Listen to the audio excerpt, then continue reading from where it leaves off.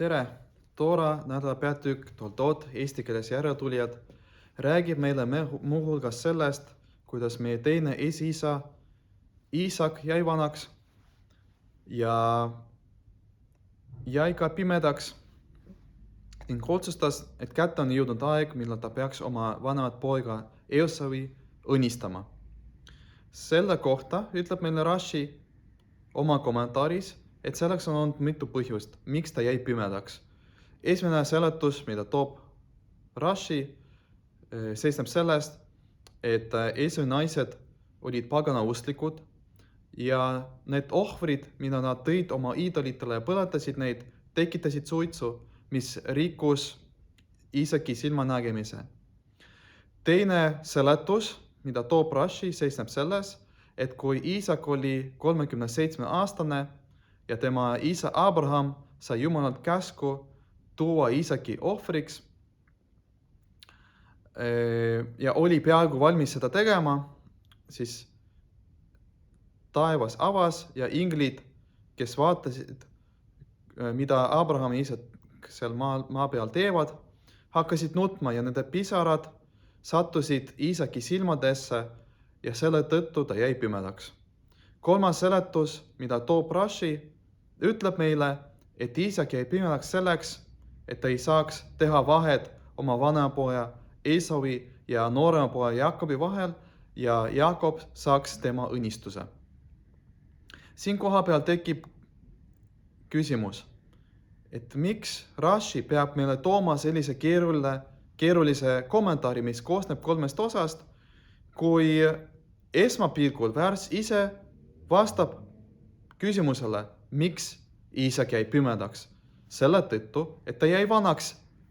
On ju loogiline, et inimesed, kes on väga vanad, nad ei näe enam nii hästi.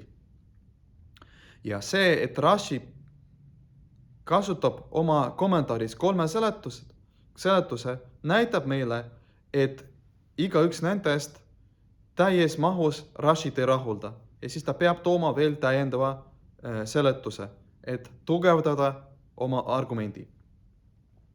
Vaatame, milles seisneb esimese kommentaari, esimese seletuse puudus. See, et Eosavi naised põletasid ohvreid, tõid ohvreid ja põletasid neid ja selle suits rikkus Iisaki silmanägemise, selle kohta tekib küsimus, kuidas on võimalik, et see mõjutas ainult Iisakit ja mitte Rivkat. Sest Toora ise ütleb meile, et see, et Eesavi naised olid paganausku, see segas nii Iisakit kui Rivkat, kuna mõlemad olid monoteistid, samamoodi nagu Abraham ja Saara, ja siis kindlasti see segas neid, et nende vanema poja naised tegelevad mingite muude asjadega, mis on vastuolus nende Iisaki ja Rivka usuga. Teine kommentaar, mida toob Rashi, mis räägib meile sellest, et inglite pisarad sattusid Iisaki silmadesse ja selle tõttu jäi ta pimedaks. Selle kohta tekib ka küsimus, et kuidas on võimalik, et ta jäi pimedaks ainult siis, kui ta jäi vanaks, ehk siis Toora ütleb meile, et sel hetkel oli ta 123-aastane.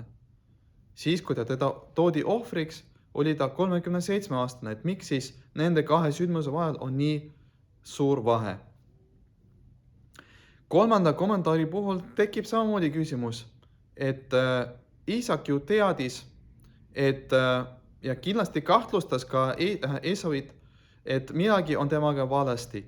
Kuidas on võimalik, et inimene, kes peaks olema õiglane, saab abielluda naistega, kes on paganausulised? Kindlasti ei ole see võimalik. Midagi on siin valesti ja kindlasti Iisak kahtlustas teda. Ja järelikult siis Jaakob võis tulla Iisaki juurde ja öelda, tead isa, ma tean, et sa tahad Eesavit õnnistada, aga ta ei ole seda väärt. Ta ei ole nii hea, kui sa võiksid arvata. Ja rääkida talle sellest, kuidas asjad tegelikult käivad. Miks siis Jaakob seda ei teinud ja miks siis Jumal otsustas, et Iisak peab jääma pimedaks ja istuma kodus 57 aastat oma surmani. Ta suri vanuses 180 aastat. Kas see hind, mida Iisak pidi maksma, ei olnud liiga kõrge selleks, et Jaakob lõpuks saaks tema õnnistuse?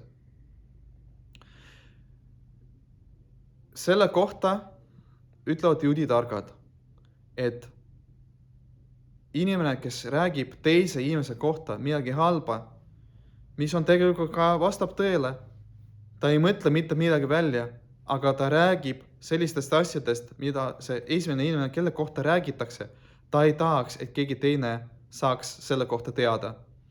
Ja seda nimetavad meie juudi targad kurikeeleks.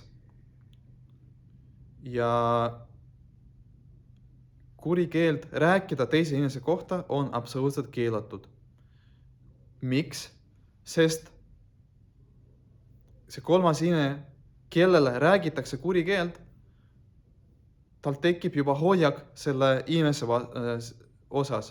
Ja siis ta juba hakkab tema suhtes teistpidi suhtlema. Ta hakkab selle inimese suhtes, selle inimese vastu teistpidi suhtuma.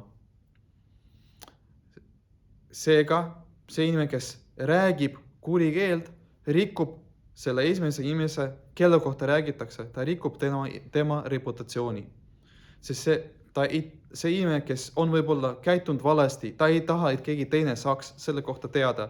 Et võib-olla ta on juba jõudnud järelduseni, et see, mida ta tegi või see, kuidas ta käitus, oli vale ja otsustas, et enam ei hakka niimoodi käituma. Kui tema selja taha keegi räägib tema kohta kurikeelt, siis see automaatselt mõjutab teiste inimeste suhtlumist tema suhtes.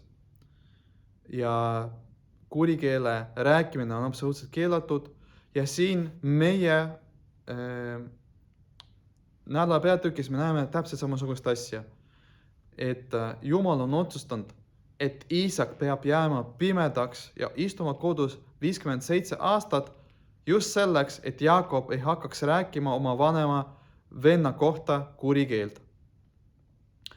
Ja kui sellist kõrget hinda pidi Iisak maksma selleks, et mitte kuulda oma vanema poja kohta kurikeelt ja kõik see juhtus enne seda, kui juudi rahvas sai toorat, siis seda enam tänapäeval peale toora saamist, peale seda, kui meist on saanud üks rahvast ja me vastutame teineteist, seda enam ka tänapäeval me ei tohi rääkida kurikeelt teise juudi kohta, vaid me peame armastama ja hoidma teineteist ja väärtustama teineteist.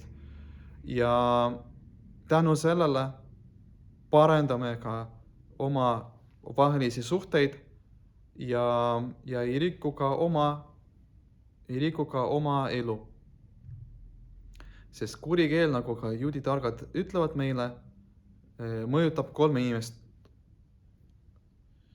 Selle inimese, kelle kohta räägitakse, seda inimest, kes räägib kurikeelt ja seda inimest, kes kuulab seda. Ehk siis kurikeel on väga tõsine möödalaskmine ja katsume hoida sellest eemale. Shabbat shalom ja meeldivat toora õppimist!